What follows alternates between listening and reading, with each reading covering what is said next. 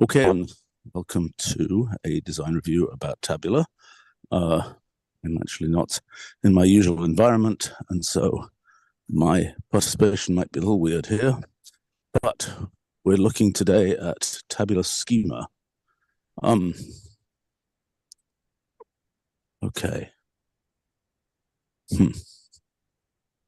Okay. So what has happened with database schemas? How does that work?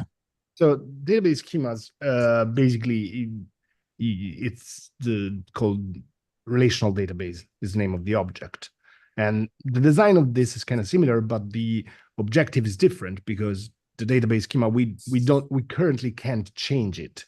Whereas the goal here is often to refine on what was inferred from the data, for example. So a very common operation is to take an existing schema and change some property of it, which is something we can't do with a database schema. And the other difference is that the database schema is one level deeper because it usually contains more than one table. You mean one level higher, not deeper? Yeah. I mean the thing is deeper. Yeah, I got it. Okay. And so the idea is I think we borrowed some ideas from the design of form object, which you often don't type in its full form. You type some sub-specification, and then it gets fleshed out. And we thought that, you specify like a couple of rules and that's it, and then it grows into the real thing. Yep. I think that's sensible. But now let me just try to understand here. So can you right now we've got things like key columns and so on as options to tabular, correct? Yes, that's correct. Which could in principle evaluate to something which has a second argument. In other words, if you wanted to just set the key columns and not set other things, that might be a way to do it with the thing we already designed. Rob, if you scroll down, there's actually on the screen under shorthands. Right. Of course, those would be like strings rather than options, but the idea is the same. So you could say just key columns goes to blah. There's further down, there's an actual example with key columns, right? Yeah. Do you want to see the exact examples with tabular? Yeah. and yep. Okay. So here's some examples. So here's data without keys, and we say column keys. So it's a second argument to tabular, and that's the shorthand. Okay. I think it's very weird that those are string arguments there, but I understand the reason. Yeah. Right. There's a reason, because you can give more than, I mean, the implementation is not complete, but you could give column keys and key columns, for example, in the same argument. And then that expanded as tabular, so that has the tabular has itself a schema, which is this, and the display form can be better, but this is a quick prototype. Can I plug that schema in the second argument now as a fully specified thing? Yes, absolutely. That's the thing, is you can always, so to avoid any ambiguity, you can always have a tabular schema object in the second argument. Or presumably it can disgorge its association. Is that correct? Yes, it can. I mean, it's just a wrapper around an association, basically. So even potentially normal of tabular schema could give the association. Yes, it could do. Okay, so why does this thing here have a rows and then two tabular rows and then schema arrow? I don't understand why there's a thing that says that's schema. not tabular. So in general, tabular has other directives. So you could say row headers, or whether that depends on the second argument. Really, there's a set of things which is like it really depends on what you have. And in two tabular, that second argument sometimes depends on what you specify here. Like you could have rows or data set or columns, and what arguments, so we did it as directives instead of options because it's dependent on actually what the second argument is. I see. Okay, but so I mean, the second argument is telling you what it's coming from. Is that correct? That the thing you are giving is the rows. versus the thing you're giving is the 2 columns. Yep. Are you sure that we shouldn't have a syntax here that is 2 tabular of rows, arrow, and then the thing, columns, arrow, and then the thing? Wouldn't that be clearer? You mean like rows goes to this? Yeah. No. Back. No, not rows goes to that. Rows goes to the original data. But the point, I see. The point is to be able to control. I mean, that's the point is to be able to more in detail control how 2 tabular gorges its data. This is very simple. It has nothing more than those strings. No, I understand, but I'm asking, cut out that rows second argument. I'm just saying these are the rows now. So in other words, you're specifying. This is fundamentally equivalent to the one above, but I think it suggests that there could be, I don't know, a list of these things. If I look at this syntax, it gives me the wrong message that I could have rows and columns and time series, while it's only really one interpretation. And the other thing I think is like if you put something in the first argument and then you type the second argument, maybe there is only, like, for example, if you type 1, 2, 3, 4, 5, 6, there's only rows and columns that apply there. So the autocomplete can be smart about what's in the first argument. If you type, I don't know if you can autocomplete based on that's something more than just the basic structure of what's in the first but argument. like it can look at if it's a head list, if it's matrix Q and head list, you can't certainly have data set as the. Again, I don't think the autocomplete has an evaluator running. No, it doesn't have an evaluator running, but it can certainly look at structural things like that.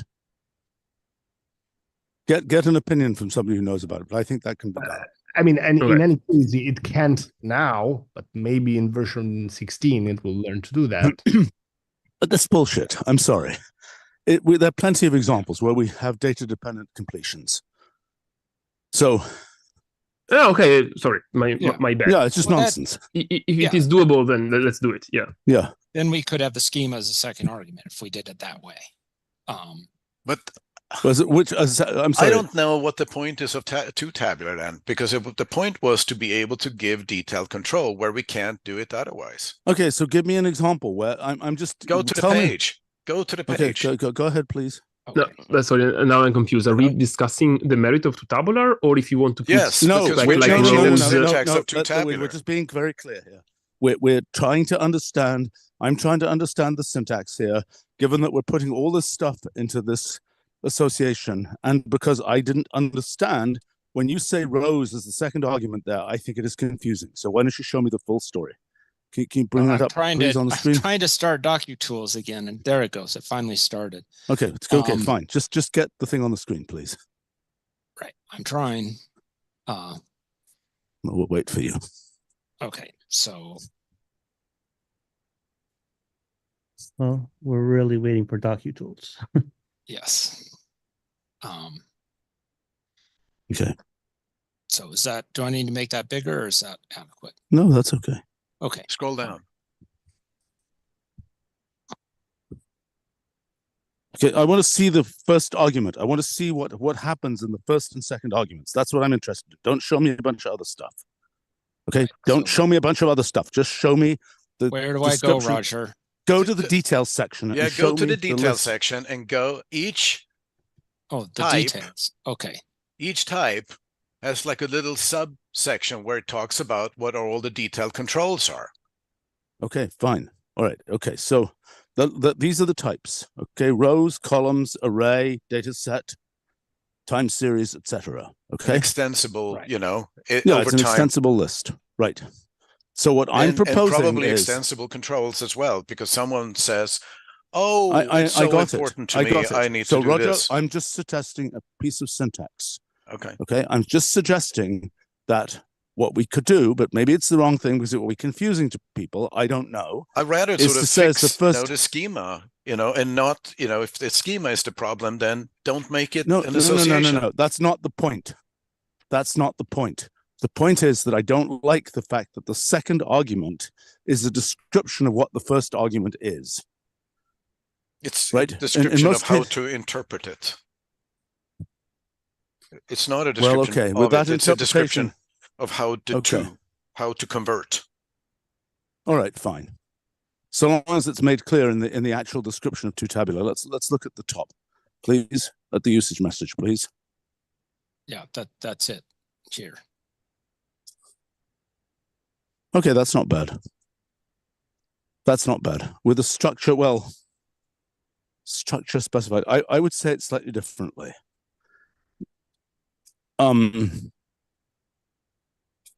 What Roger, can you say what you describe it? So if it's rows, for example, it's not a structure specified by form because the structure is a tabular. Am I making sense? It's how to interpret data, correct, Roger? Yeah, it is. It's how to interpret data.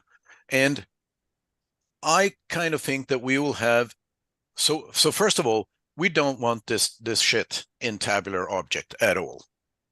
No, we don't. No. This is good. So, okay, let's just clarify what this should say. You know, so two tabular of data, you know, convert from data with a structure, interpreting, convert, create a tabular. Basically, what we want to say is create a tabular object by interpreting data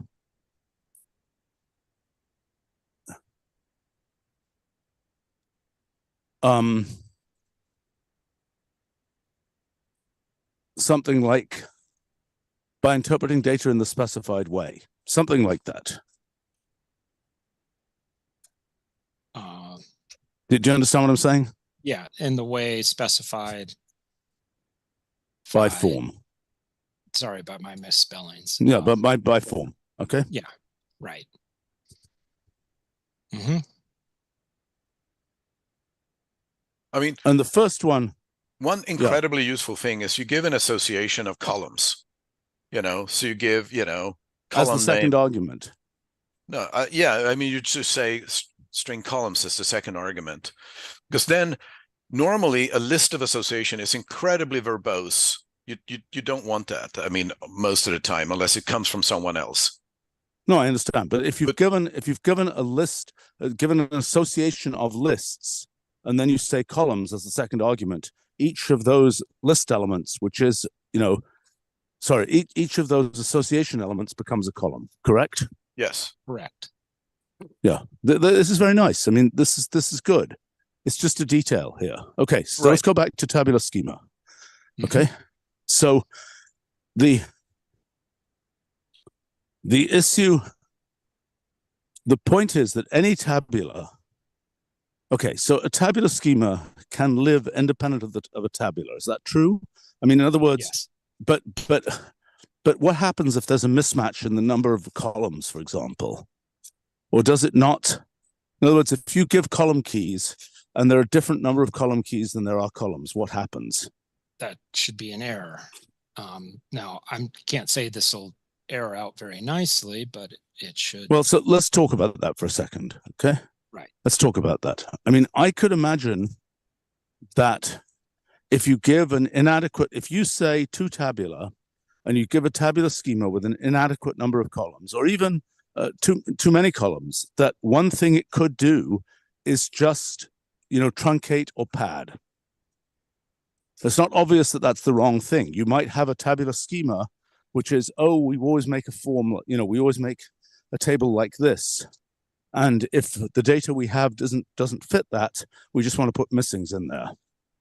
As a matter of fact, Stephen, in the other notebook, I mean, no, in this notebook further up, we have a section about that, because it can get very subtle and depend on each column. So, for example, if you have a column that contains a bunch of strings and you say, oh, now this has to be integers, what do you do? Like, do you try to cast? What if you fail? Can you fail at all? Can you fail for a subset of them? Or do you want to fail, like you fail and put missing, or do you fail entirely if you can't? Well, I think we need options that determine that. Those are, and those options should exist per tabular and then be overridden per column, because for some columns it should be, you know. Okay, so let's just review what we want. So in some cases we want it to error out. In some cases we want to do the best we can. Those are two obvious things to have happen, controlled by an option somewhere. Yep.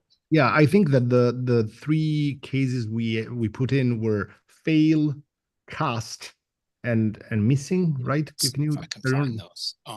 Yeah. Okay. All right. Okay. Let's go back to a couple of other things. Okay. Syntactically, we're going to wind up in Tabular with two kinds of option-like things which are part of the schema and general options to Tabular. True or not true? Or are there no general options to Tabular? No, there will be things for like displaying a column in red. That would be an option to Tabular rather than part of the schema. I really hate having us mix what look like string options with ordinary options. But that, Stephen, I don't think that's. I mean, you shouldn't really think about it as a string option. As a matter of fact, for most things, you'll have to have a double rule, first specifying the column and then specifying what property of that column you're changing. That doesn't help me at all. I mean, look, the fact is, if what happens in the second argument of Tabular is basically an association, and, you know, the question is, can I say string argument column keys, comma, string effectively string option arrow something else, or is that an error? I claim that should be an error. I claim if you want string options, you've got to package them all in the second argument. Well, it really depends. I don't think it depends on whether it's a string option or it's a symbol option. But if it's part of the schema, yes, it all has to go in the second argument. Yeah. The schema cannot contain symbol options. No. And it always is in the second argument. It cannot be a sequence. Right. Unless it's a single rule. Basically, the idea, you can only have a rule. Okay, fine. You're Okay, changing one thing. Okay, but if you've just got an option, you don't have to give the second argument.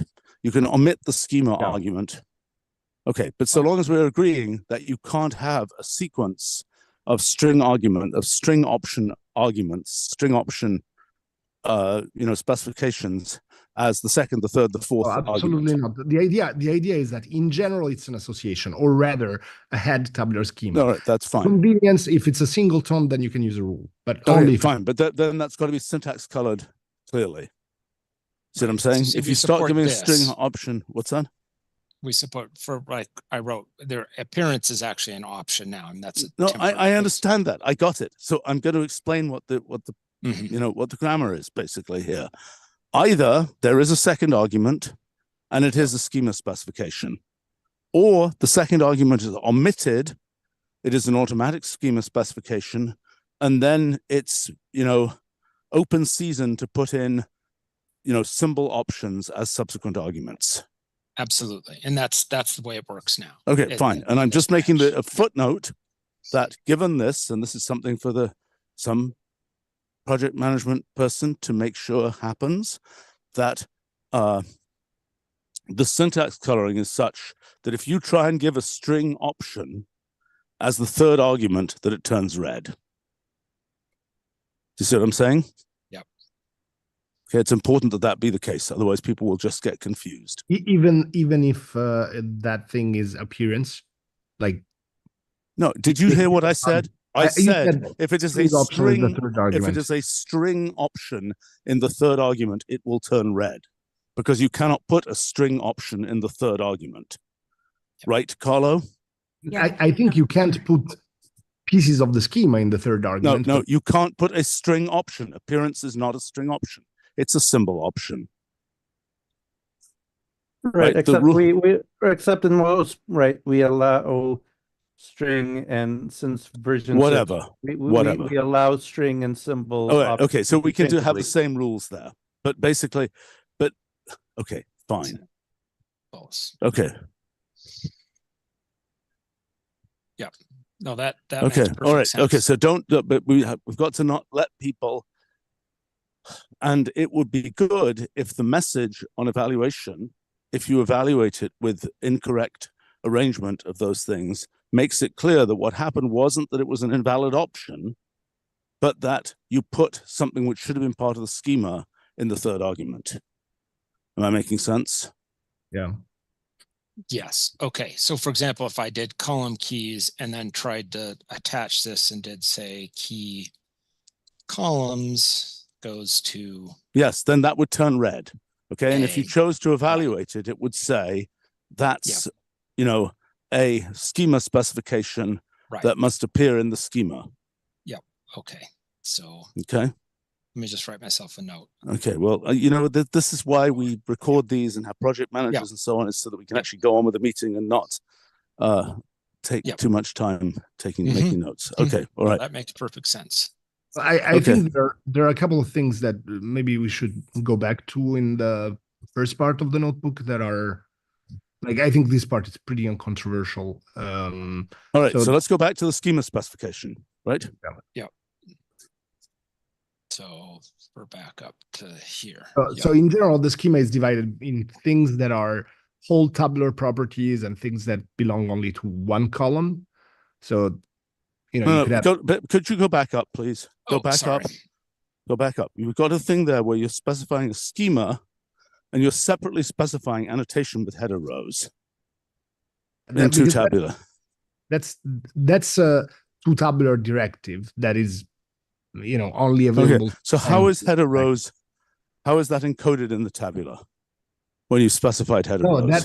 So the thing is that header rows is not encoded in the tabular. Basically, it's just a directive upon transformation. Once the tabular is constructed, it's lost forever. Yeah. I don't understand. I thought we had a whole labeling mechanism. What did you merge your schema thing with the varying controls? That schema is one of the directives, and it's the only directive that works with any spec in the second argument. The other ones. Wait a second. If I turn the third column red, header rows is not a universal thing, Stephen. It's for some. What does it do? What does it do? Stephen, imagine you have a CSV. The first line of the CSV is header. Okay, I get it. I misunderstood what it is. I got it. So let me ask a different question. The third column of a tabular is going to be rendered in red. How does that work? That's a whole should be an option. Yeah, that's a whole set of it's a lot of options. But so wait a minute. So those are. So we There's built a bunch of those options. Just a second. We built a bunch of those options for data set. We should reuse the technology we built there. No, we need a meeting. We're gonna give a presentation. Okay, you know what? I'm going to insist that you've actually carefully studied what we did for data set. We did, and we have Jose in the same meetings where we design what we do. All right. Okay. We know everything. But then. And can you give me a summary of why what we did for dataset will not work here? I can give you, we're going to do a whole meeting summary of it. Okay. Okay, but roughly the question because is it's too hard to use. So it's too hard to use. It's a lot of things. When you want something that styles based on actual value and stuff, you're going to have to write a function that goes, you know, that operates on a per item. We'll have to then backport whatever we do for tabular to data set. Sure. I think the key difference is that dataset is any depth. So it has a language that, while this has simpler options that are very useful for columns and rows. I think that makes sense to me. Okay, so let me ask this question. If I've got red and blue columns or something, can I encode that information in the schema to carry around with me? Or is it something that is specific? I mean, I don't see why I shouldn't be able to encode that information in the schema. Or do you guys think that the schema is supposed to be only data description? I think the schema should be only data description. And why? We were thinking of that the tabular should be computable regardless of how we style it. Like a graph, there's a certain structure, and regardless of how you style vertices and edges, it's still, you know. I know, but I mean, so if I have a graph and I say, you know, vertex size arrow 13 or something, and then I say vertex count or something of the graph, it just ignores the vertex, you know, the vertex sizes. Just so. Right? So exactly. Why is this not working the same way? What do you mean? The intention is to make it work the same way. Okay, fine. But then that doesn't, you know, that neither. I mean, the scheme. Why not put that information? I'm just trying to have one thing that you carry around. In other words, let me give you an example. let's say I've got 20 tabular data sets, okay? And I want to apply the same schema to all of them. And not only the same schema, I also want to apply the same red-blue column designations to all of them, right? I don't want to have to carry around two things. I want to be able to carry around one object that I can just plop into the two tabulars for all of these things, or the tabulars themselves. And I don't want to have to do that with two separate things. Do you see what I'm saying? That's my argument for why I think the styling information should be able to be put into the schema. I think that it makes sense to an extent, also because, for example, if they are two separate options and then you rename one column, then how does the appearance know to follow? So it kind of makes sense, but then it's not just a schema anymore. We should find another name for it. Oh, I don't know. I don't think there's anything wrong with calling it a schema. I mean, I think it's the fact that it's an extended schema that has also appearance information doesn't seem to me, you know, I mean, you could call it tabular configuration or something, but I just don't see the point. Well, one is structural and pertains to what the data is actually in the tabular. The other one is just appearance, how you typeset it. Yeah. I mean, I don't really see because I mean, okay. Roger, also options could be set by set options. I mean, like if you want to set your appearance to a default value for all the tabulars in your system, you can. Anytime that anybody uses set options, they blow themselves up. Probably. It's not a good thing. No. Okay, bad example maybe. Right. So let me just speak. Do you understand my argument? I think there has got to be a single thing you can pick up that just is essentially the template for this tabular. I think it makes sense, but we also need something like blow up everything that is non-structural out of the schema, so that I drop everything. Why? Related. I mean, what we can do, let's look at what we do with graph, okay? With graph, we have a mechanism for overwriting things. Now, sometimes that's a bit annoying because, for example, I had to explain to John Fultz recently that it makes sense to have an autocomplete for vertex style that is automatic. He said, why do you do that? Because automatic is the default. And so as I explained to him, the point is if you have a graph where you've explicitly set vertex style, you have to put the outer vertex style has to be automatic if you want to override that. Am I making sense? Yes. Okay. And so similarly here, that's this question of do you blow things away is, presumably if you wrap a tabular in a tabular and you give options to the outer tabular, those will blow away the inner options. Yes, correct, yes, guys? that happens. But what I'm saying is that if like this thing is mattered through like column 3 goes to red, column 5 goes to bold, and what I want to do is just say appearance goes to automatic, it becomes very complicated if it's scattered around. So that's why I was saying I don't think it does at all. I think that no, I don't agree with you, and I think that nuking things like that is rarely what you want. You typically look. You made a good point with graph, Stephen. I've used graph intermittently, but sometimes a lot, and I always found slightly putting me off the fact that structural properties like a vertex annotation that depends on the graph structure have this live in the same word as I don't know, some label or color of a graph of a vertex. Yeah, it feels like they're different things to me. Yeah, okay. One is about the data, one is about how I look at the data. There are arguments for that, I agree, but we have a single mechanism for this. And, perhaps when we have graphs with ports, we'll have to rethink the mechanism. I mean, we've obviously got tagged edges, for example, that are different, where the actual data structure of the graph has the tagging information in it. Yes. I am also not thrilled with the way annotations work in, for elements and graphs. Although I think with our different mechanisms for annotations, which I have to admit I don't use terribly often, because I don't find them, I find them, where we have an option, a wrapper, etc. I mean, Roger, do you use them? Annotations. Yeah. We use them. I mean, so we use them a lot in the things that we've implemented, and many projects at the company have used them to prototype and even build things with them, including molecule, first rounds and tree and so on. So it allows you, annotations are a little bit more general than options. So it allows you to extend the object and make it do new things. Right. So I wonder whether we should be using that same mechanism for Tabular. Yeah, I think we should.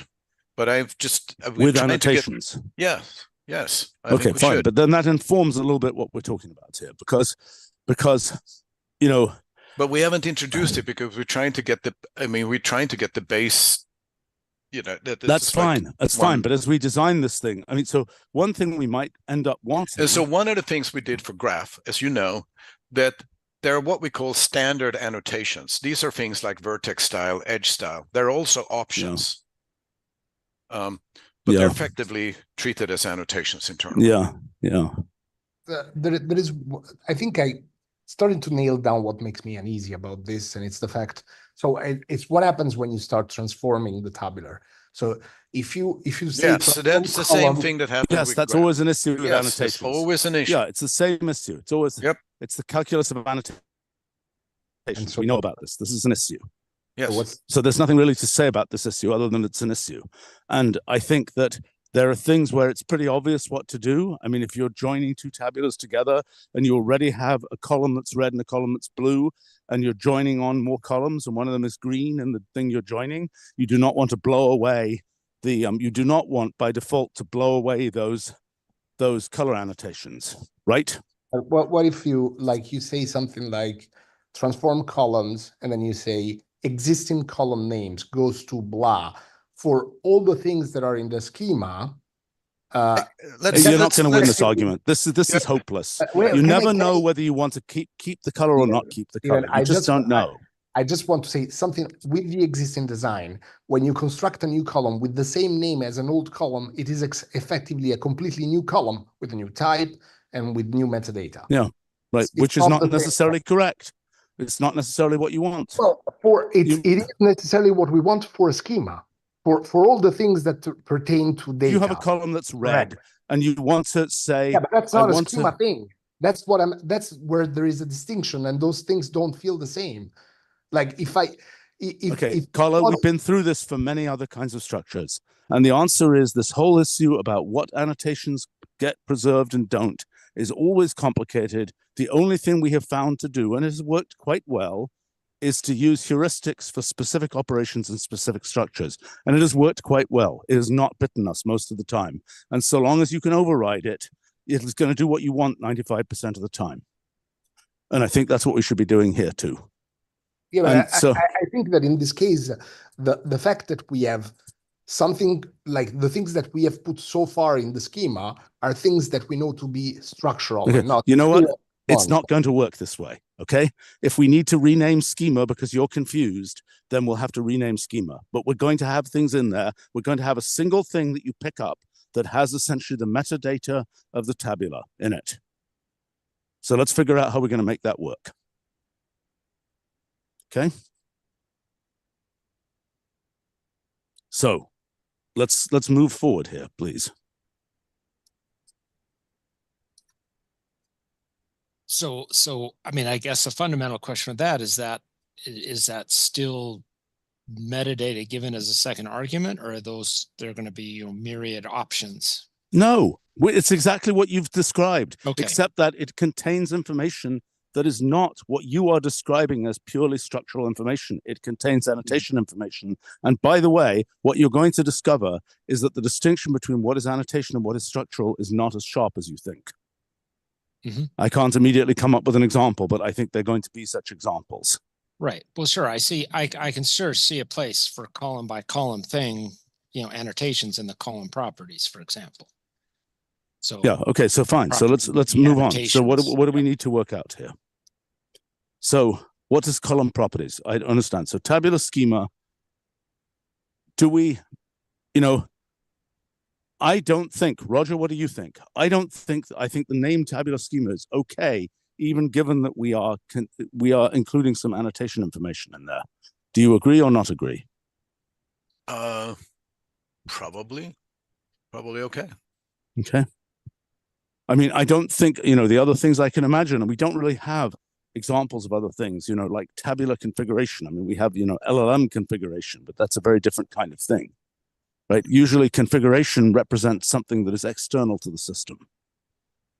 Am I making sense?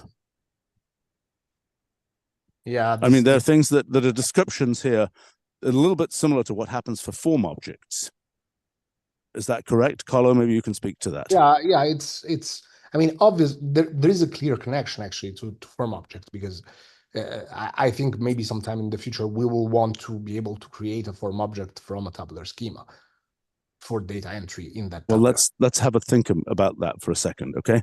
Let's bring up what is the thing that's inside a form object that is the description? It's an association. No, but doesn't it have a wrapper name? No. That's the thing. Form function has. Oh, that's right. Form function takes a form object. Yeah, and the form object. Function, a form page, and so on. Should I go to the page for that? Yes. Form object is the first argument for form page, form function, API function. Yeah, right. So form object, right? Form object is the wrapper that is serving the analogous role to tabular schema here. Yeah. Right. Okay, so the question for this is, can you bring up the details, please, here? Yep. Okay, so we've got things like interpreter, et cetera, et cetera, et cetera. Yeah. Interesting. And some of them are like interpreter, default, are things which determine the type, just really the type, and some others are just like, for example, label is something that doesn't change the type at all; it just changes the appearance. I'm aware. So I mean, one day,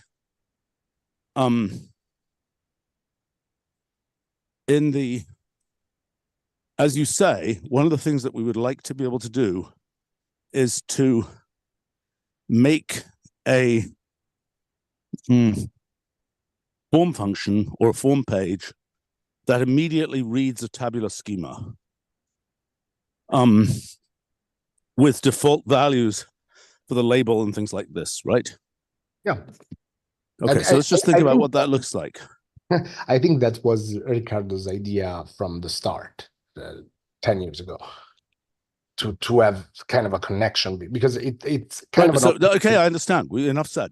I mean, then let's just think about how we actually do it, right? So do we give form object or form function a tabular schema where it ignores much of what's there? I think form object can eat a tabular schema and become a form object with the.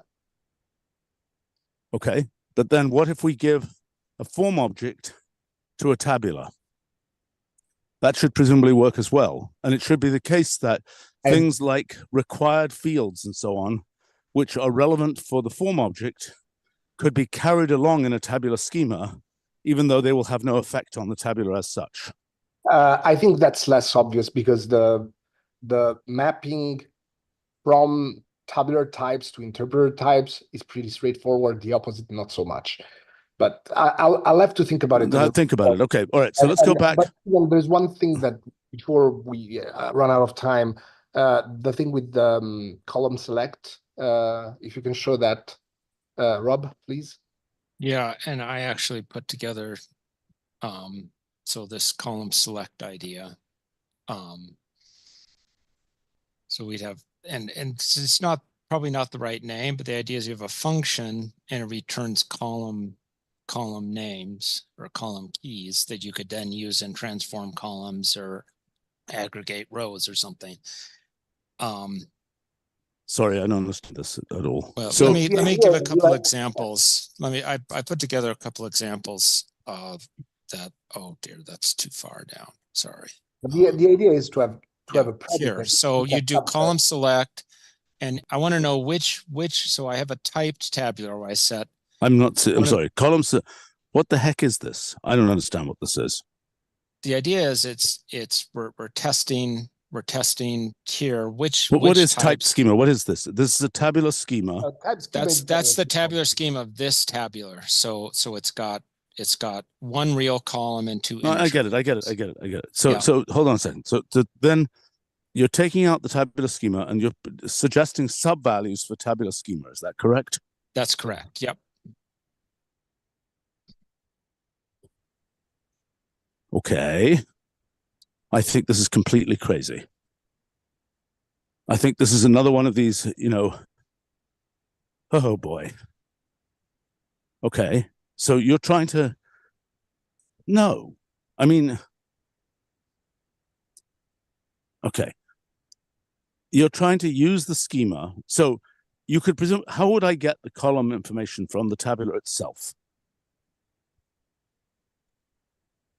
Well, you can grab tabular and tabular schema to get the schema. No. I want to know, how do I get the information on, you're saying that the way that I would find out which columns are integers is to say tabular schema. I mean, it's just totally weird here. You'd say tabular schema of the tabular and then sub-value of that column select. Can I just bring up what I think the problem is that we need to solve for this release? And there are many more things that we can go on for the next one. And I think that one of the key problems, we need to be able to find out what the names are of our columns. We need to be able to set them. We need to find the types, and we need to be able to change them. I think those things, if we can do those things, I think we're pretty good. Well, right. Okay. So change types. Sorry. This is the way with the schema to change types. So that's a partial thing. Which way is the way? I'm sorry. Which thing are you showing here? This in 12. So this one that I've got highlighted. So this is a partial schema. I'm sorry, I can't see N12. Oh, N12 there. Yes. Yeah. Okay. Okay. So that's saying make column A. Oh, I don't understand that at all. I'm sorry. You can't do that. No, you can't do that. You can't have an association that both has named attributes, named features, and has column names there. No. Oh, that's, wait a minute. That's the second argument of the column. Steven. Can you bring back up form object, Rob? In form object, we do exactly like you usually just say X goes to string. You don't say X goes to interpreter, goes to string. Oh, I know. I'm well aware of that, but this is not the same thing. What you're doing here, what you proposed previously, is that the second argument of tabular can be a tabular schema, or it can be, and a tabular schema contains an association with known labels, like key columns, arrow, whatever, right? No, key columns, yes. Yes.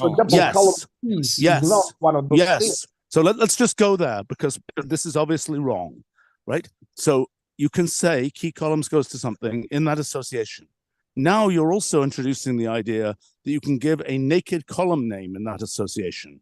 That will not work. You can't mix those things. You see what I'm saying?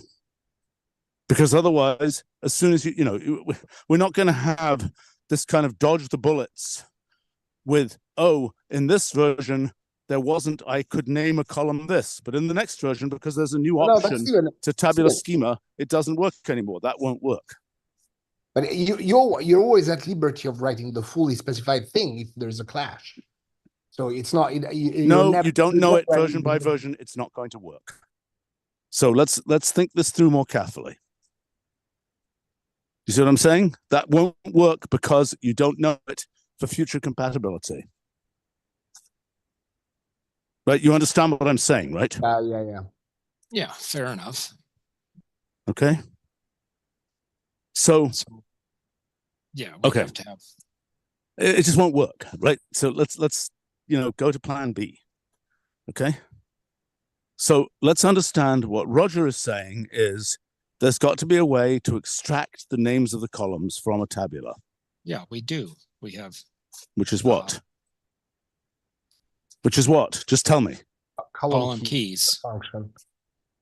Okay, so that's solved. Okay, the next point. We got to be able to do costs of a column, correct? Why is that not just transform columns, column blah, arrow cost, or whatever. It does work. Okay, so what's wrong with that, Roger? Have we not solved the problems then? We've not approved that as the way to do it. And how do you select the columns of a particular type? Don't know. But you clearly can do that. A common thing, Stephen, is that people on interpreting the data want to be able to specify what the column type should be. I understand that. That's a different thing. That's in Tabular. It has nothing to do with this. Right? The way Tabular works is presumably that it has, type specifications for each named column. Does it not? No. Okay, well, so that's what we have to work on. And neither does we have an option right now that says column types. So we do have it in principle. But that's okay. But here, So what's wrong with that? Carlo argues that it should be an argument. Well, he's wrong. Well, we're saying that the tabular schema is a fundamental part of the tabular object. And the way that we designed it was to be extensible because some of these things are a little bit fuzzy. Those properties are something that we can add to. Okay, but that's a different thing again. Look, let's just clarify what we're trying to achieve. Okay, so we don't have a column select function, right? We certainly don't have a column select by schema. We don't. No, right? we do not. Yep. In fact, in none of our system, in nothing, do we have the ability to, because we don't have types most of the time, we don't have this issue. Okay. Right. But here it's kind of useful to find the numeric columns, for instance. Might be. Yeah. No, I get it. I don't think that's going to be the front and center issue, but, there should be a way to do it. And preferably it shouldn't be some weird sub-value nonsense. No, it shouldn't be a sub.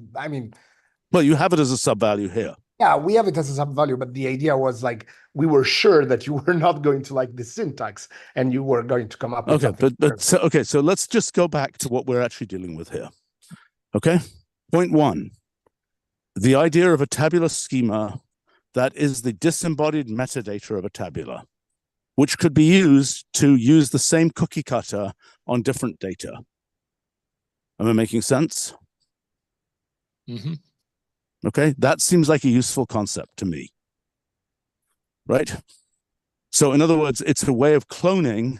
If you wanted to take a tabular that you've beautifully styled and you want to clone it and apply new data to it, you would say basically tabular schema of the first thing, and then you would say, tabular or tabular of the new data, comma, tabular schema of the old tabular. Am I making sense? And that would do essentially a style transfer, a schema transfer from one tabular to the other. Mm-hmm. Right, guys? Yes. Which is perfectly nice. Okay. And then, just like saying, graphics of blah, comma, options of graphics, to do a style transfer from that in that way. Okay, so that's nice. But so then now the question is, what does tabular schema contain? And, so I think it should contain every piece of metadata relevant to the tabular. Okay, which includes styling information and all those kinds of things. And then, okay, so now the question is, there are presumably some elided syntaxes for specifying tabular schemas. I think that's a secondary thing to think about. Now, you want to be able to do things where you do operations on the tabular schema. And boy, that, the operations that you're doing, well, what are you proposing what are you proposing is the full content of a tabular schema? Well, usually not. But Stephen, No, I'm sorry. Answer my question. What are you proposing is the full content of a tabular schema? That's the question I asked. Basically, the full content of a tabular schema is an association where at the top level, there are tabular wide properties. Then there is a column properties. And inside that thing, there's either an association, if the columns are named, or a list of associations, if the columns are anonymous, with the properties of the column. Fine. Okay, good. That's the fully qualified form, basically. Yeah. Okay. Right. And a tabular schema will automatically canonicalize itself to the fully qualified form, correct? Yes. Yeah, I think we can make that way. I think that the only thing you dislike, and I now agree with you on that, is the fact that you can specify column level properties directly. But if we put yet another rule in front of that association that you have in front of typed, that says, say, column types or columns goes to blah, then... Okay. Let's worry about that later. That's not the primary issue here. The first thing we need to understand is the fully qualified form. Okay? And the second thing we need to understand is, in the fully qualified form, what operations do we want to do on that? Right? So, in other words, in the fully qualified form, I want to, and this is very similar to the graphs issue, I want to change the type of one column or something, right? And I've got this thing, and it's a tabular schema, and presumably there is an elided syntax, and I could say tabular schema of the original tabular schema, comma, and then the thing that I want to change. That's very similar to what we did for the LM configuration. Yeah, including the fact that you can have keys that are ignored by certain functions and used by others. I'm thinking about your graphical appearance things here. Yes. Mm-hmm. Right. So in other words, if that's what we're going for, then the elided syntaxes have to be... Well, there's one difference. Sorry if I interrupt you, Stephen, but I think this is important to point out. The LM configuration is a property of an operation that you will do. I think it's this impossible is something to document. That is attached. Yeah, sorry.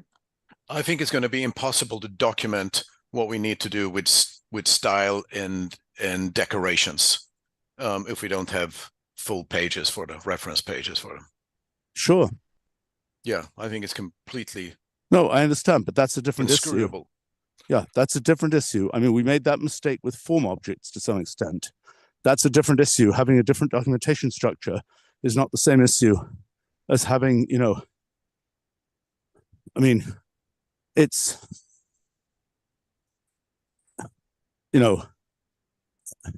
we've done, we have things like geostyling, which are symbol wrappers for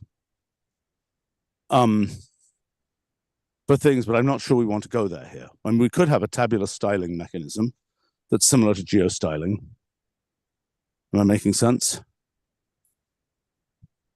Roger, do you understand what I'm saying? No, I don't. I need to go look at what geostyling Okay, bring up geostyling, please. I don't think our help system was that hard to pull something up in. So geostyling is very similar to texture. It's something that you put in front of the things you are going to style. But that seems to be telling jokes by numbers. So this is not acting globally on the whole geographics. It's like texture. Yeah. Well, that's right. It's a directive. It's no different from base form or, Fair enough. But I guess my point is, that in terms of documentability of and that would also, I'm just saying that's a thing we might consider in terms of a place to hang a lot of information about tabular styling, but not directly relevant here. So then the idea is... Sorry, Stephen. I just really want to make that other point about the different usage of tabular schema compared to something like configuration. And is that this is a description of what is in tabular that is actually very efficient to look at because it's already computed. And I can imagine, at least I can imagine because I want to do that many times, but I'm not the only one, I think, that there are many cases where I want to do operations. For example, do a bar, like a bar chart with the integer columns, or a word cloud with the string columns.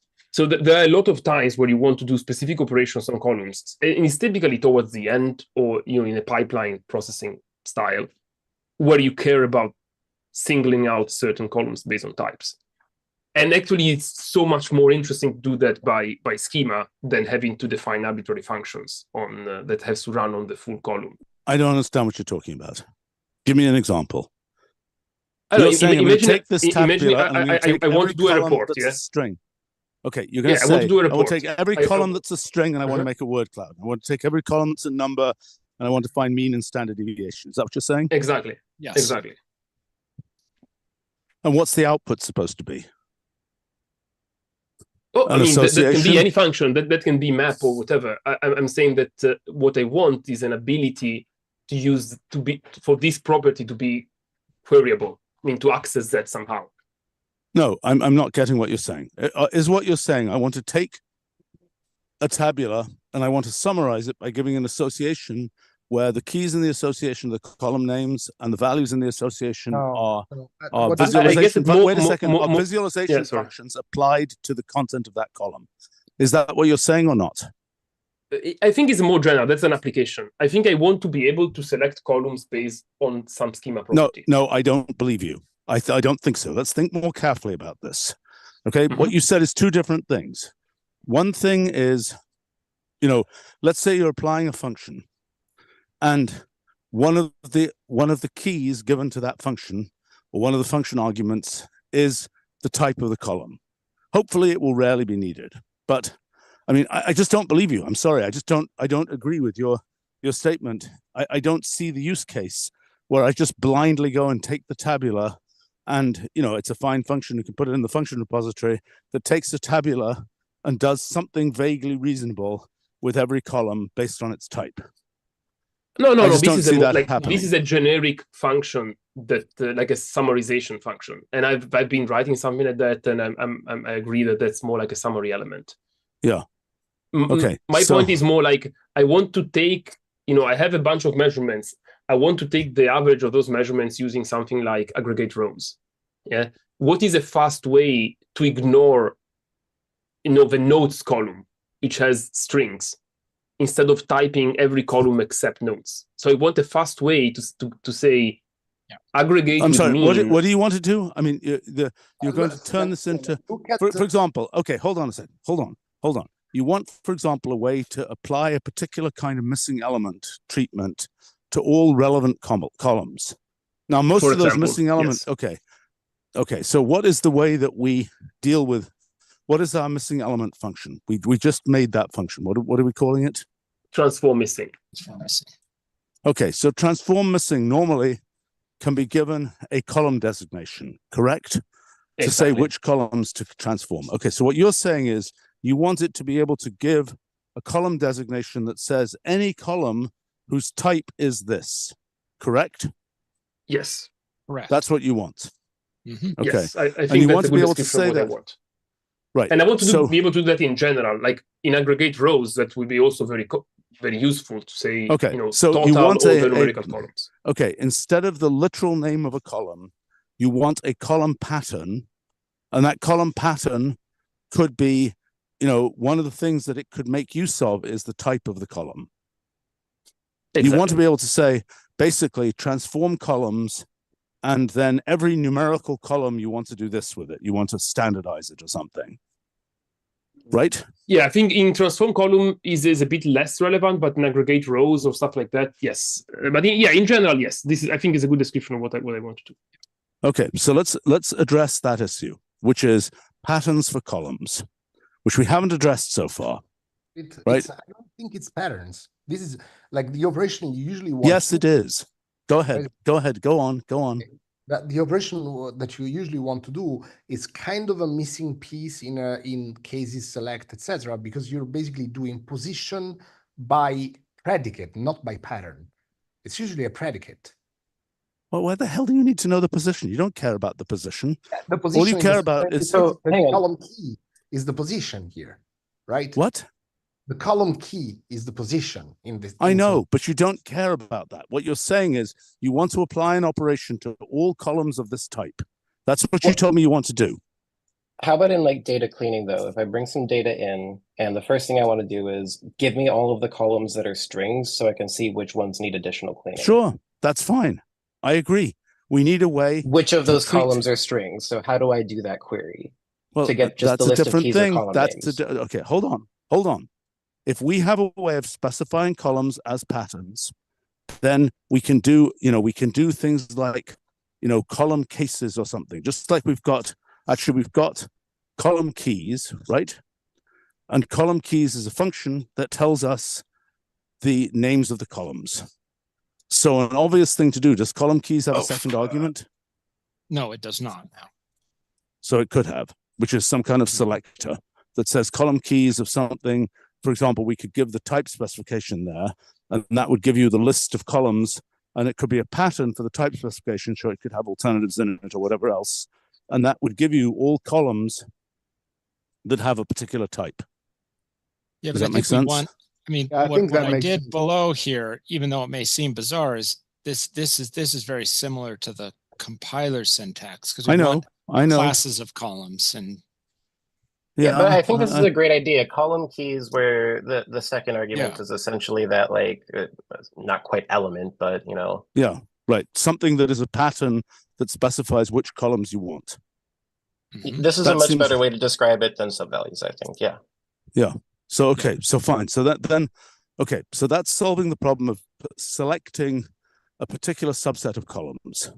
So, for example, this question of okay, so what was the next thing you want to do? I get it. You want to do that. And in particular, then presumably, if you say column keys of tabular, comma, and then some selector description, you can feed that in as the subvalue to tabular to extract those particular columns, if I'm correct. Am I correct about that? Yes, it potentially it is. I mean, what is that? Is a selector a function, or is it actually literally a pattern? I don't know what the selector is yet. Okay, I'm guessing it's a pattern. We'll probably have to come up with some syntax that ties it to the tabular schema too. Yeah, right now we have a thing that can select columns based on patterns, but only those patterns are only based on the column names. I'm sorry, what is that? What is that thing now? Okay, so for example, I have this type thing. I can do typed. No, what do you say we have it? What do you mean we have it? It's something we've already designed? Yeah, it's already there for what's the column names. Here? I'm sorry. What are you doing now? You're saying, okay, and I can say yes or B, right? Right. I wish you wouldn't call this tabular typed. It's very confusing, but that's what. But well, okay, fine. Yeah, okay. All right. Okay. So then, if we had a thing that says, that was a pattern construct there, we could actually just write in the tabular. In other words, if we had a thing that represents a type. I mean, I don't know whether we could are we using typed in tabular? Not so far. Should we? Yeah, so you're thinking about something like a type specifier there. Typed all comma types, but actually it wouldn't be typed, it would be type specifier. Type specifier real, something like that. Oh no, I see. It could be typed of underscore, comma, real 64. Underscore, comma, we could even have reals, right? The type class. Yeah, maybe that's pushing a little far, but certainly real 64, right? But this pattern idea, then at some point, like if you have to invent something like typed underscore for everything, when you have things like the color of the column and so you want to select by that. Well, then tough luck. I mean, I don't think we should provide something for that because I don't think it's important. Yeah, type specifier seems more natural to me than this typed. Yeah, I agree. Yeah, I agree. Right. So I'm not sure. But type specifier of real 64. Get rid of the blank. I see. Get rid of the blank. Yep. Yep. Okay. Okay. This is a pattern on what? This is what I don't understand, because previously it was just the key. Now it's also the type. That's right. That's right. It's an elided syntax. And there's a wrapper for it that says that it is the type, doesn't it? Right. Yeah. Right. Yeah, and if we can allow things like, I mean, I think what we want is some of the compiler classes like numbers or something like that. Yeah, right. Yeah. Right. So, I mean, this is a syntax, slightly elided syntax. Uh-huh. And I don't know what the full syntax of this is, but maybe the full syntax is something that, where you basically find the column keys and then you go and use the column keys. And this is an elided syntax where you're not having to separately go and find the column keys. Mm-hmm. Yeah. So presumably you could give column keys of so type let me make a suggestion. Column keys its second argument could probe the type schema. I mean, the tabular schema. So I'm saying instead of the second argument being a pattern or something but it could perhaps by default allow the pattern, as a courtesy, allow the pattern on the actual names of columns. But in general, it would be a selector applied to the type schema, to the tabular schema. Make sense? I think See what so. I'm saying? Right. And that way, now, in terms of the tabular schema, I think we've got some basic idea of what's going into that. And that in toTabular, it is usable as a third argument or a second argument by, elision, so to speak. Okay. What else do we need to figure out in this specific meeting? Nothing? Good. Okay, we have another design review coming up in a few moments then. Okay. In 24 minutes. Okay, see you guys soon. Bye.